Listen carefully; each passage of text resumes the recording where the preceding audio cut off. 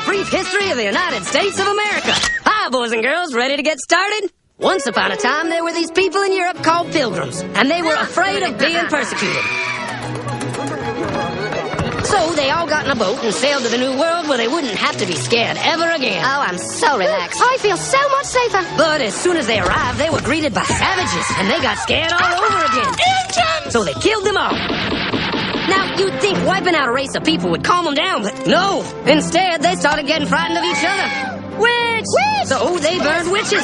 In 1775, they started killing the British so they could be free. And it worked, but they still didn't feel safe. So they passed a Second Amendment which said every white man could keep his gun. I loves my gun. Loves my gun. Which brings us to the genius idea of slavery. You see, boys and girls, the white people back then were also afraid of doing any work. So they went to Africa, kidnapped thousands of black people, brought them back to America, and forced them to work very hard for no money.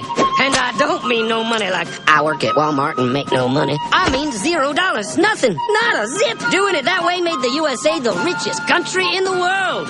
So did having all that money and free help calm the white people down? No way. They got even more afraid. That's because after 200 years of slavery, the black people now outnumbered the white people in many parts of the South. Well, you can pretty much guess what came next. The slaves started rebelling. There were uprisings, and old master's heads got chopped off. And when white people heard of this, they were freaking out and going, I want to live. Don't kill me, big black man.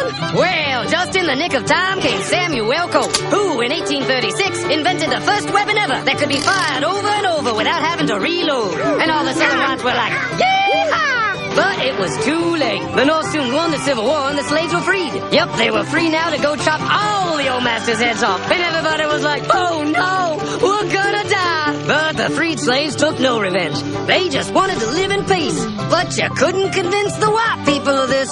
So they formed the Ku Klux Klan. And in 1871, the same year the Klan became an illegal terrorist organization, another group was founded, the National Rifle Association. Soon politicians passed one of the first gun laws, making it illegal for any black person to own one.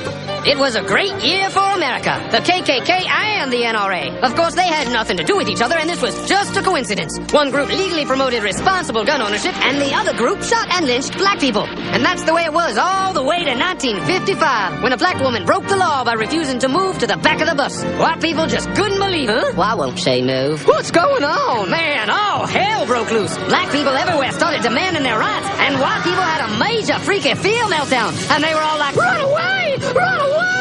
And they did. They all ran fleeing to the suburbs where it was all white and safe and clean. And they went out and bought 250 million guns and put locks on the doors, alarms in the houses, and gates around the neighborhoods. And finally, they were all safe and secure and snug as a bug.